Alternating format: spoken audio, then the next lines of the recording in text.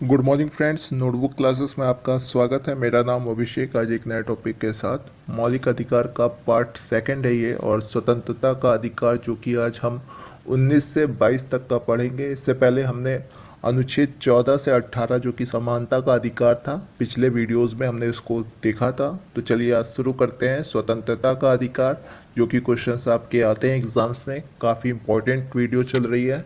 तो चलिए शुरू करते हैं। स्वतंत्रता का अधिकार अनुच्छेद 19 के तहत भारतीय संविधान में नागरिकों को भाषण और अभिव्यक्ति की स्वतंत्रता का अधिकार प्राप्त किया है, सम्मेलन करने का अधिकार प्राप्त किया है, संगठन की स्वतंत्रता है यहाँ पे, साथ में किसी भी भाग में निवास करने की स्वतंत्रता अनुच्छेद 19 के तहत भारतीय संविधान में भारतीय नागरिकों को प्राप्त है।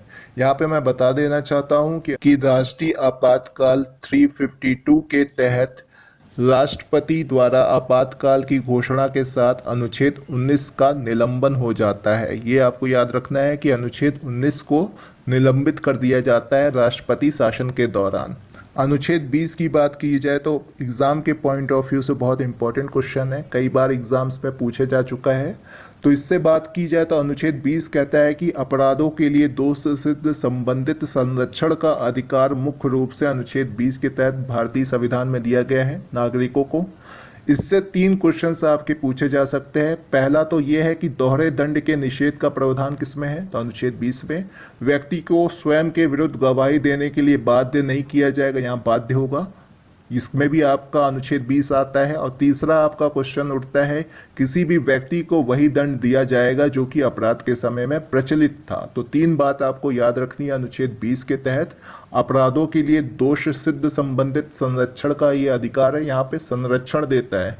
चलिए अनुच्छेद 21 की बात करें तो एग्जाम के पॉइंट ऑफ व्यू से और मौलिक अधिकार में सबसे ज़्यादा जो क्वेश्चन आने की संभावना बनती है आपकी अनुच्छेद 21। इसको एग्ज़ाम के पॉइंट ऑफ व्यू से मैं सदाबहार क्वेश्चन कह सकता हूँ, तो कोई गलत नहीं हो सकता। तो चलिए सबसे ज़्यादा जो क्वेश्चंस आपके इनसे पूछे जाते हैं अनुच्छेद 21 से, मुख्य रूप से जीवन और दैहिक स्वतंत्रता का अधिकार अनुच्छेद 21 के तहत भारतीय संविधान में हमको प्राप्त हुआ है। दूसरा, इससे जो रिलेटेड क्वेश्चंस बार बार आते हैं, एक तो सीधा आपका पूछा जा सकता है कि जीविकोपार्जन का अधिकार किसके तहत हमको मिला है, तो वो आपका अनुच्छेद 21 के तहत। निजता का अधिकार मतलब प्राइवेसी का अधिकार भी आपका मुख्य रूप से अनुच्छेद 21 के तहत आता है।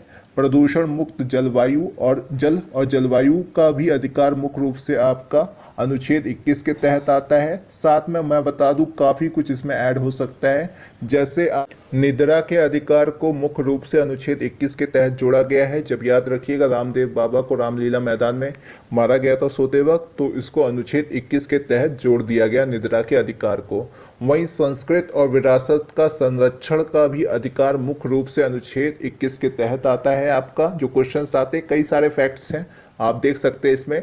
उसके बाद आपका चलिए जो सबसे इम्पोर्टेंट है, अगर आप सीटेट या यूपीटेट या किसी भी शिक्षण संस्था से संबंधित कोई भी एग्ज़ाम की तैयारी कर रहे हो, तो इसमें आपका बहुत बार क्वेश्चन आ चुका है अनुच्छेद 21A, जिसको हम कहते हैं अनुच्छेद 21A के तहत या आर्टिकल 21A, जो आपका बार बार क्वेश्चन पूछा जाता है। तो इसके तहत आपका संशोधन 86वें संशोधन के तहत मुख्य रूप से 14 वर्ष के बच्चों को निःशुल्क और अनिवार्य शिक्षा का अधिकार मुख्य रूप से अनुच्छेद 21 के तहत दिया गया है। तो काफ़ी इंपॉर्टेंट पड़ जाता है ये आपका अनुच्छेद 21, जिसमें कई सारे फैक्ट्स आते हैं। इससे रिलेटेड एक क्वेश्चन आपका और बनता है जो कि सूचना का अधिकार है, जिसको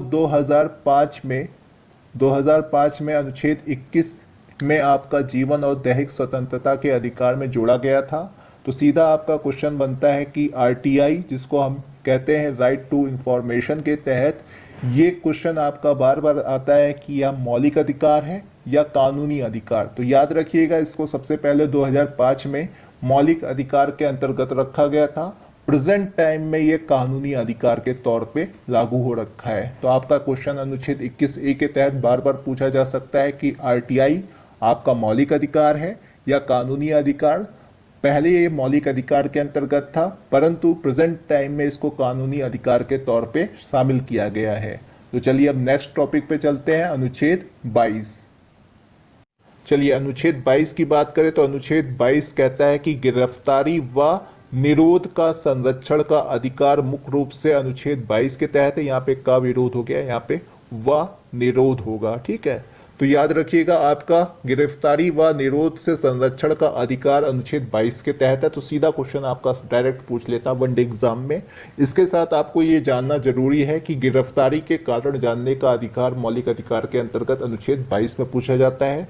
दूसरा है वकील से परामर्श करने के लिए प्रतिरक्षा करने का अधिकार भी मुख्य रूप से आपको कोई गिरफ्तार कर रहा है तो आप अपने लिए वकील कर सकते हैं, इसका भी अधिकार अनुच्छेद 22 के तहत आपको दिया गया है। साथ में ही गिरफ्तारी के 24 घंटे के भीतर मजिस्ट्रेट के समक्ष पेश करने का अधिकार, मतलब आपका कारण क्या है, किस वजह से आपको अंदर किया जा रहा है, उसके क्या रूल रेगुलेशंस है, इसके लिए आप मजिस्ट्रेट से भी समक्ष पेश हो सकते हैं 24 घंटे के अंदर। तो ये आपका स्वतंत्रता का अधिकार था, मुख्य रूप से आपका खत्म हो गया है।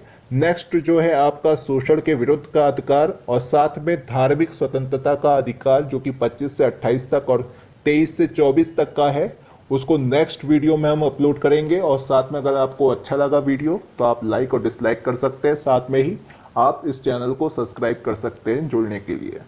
चलिए, थैंक यू वेरी मच।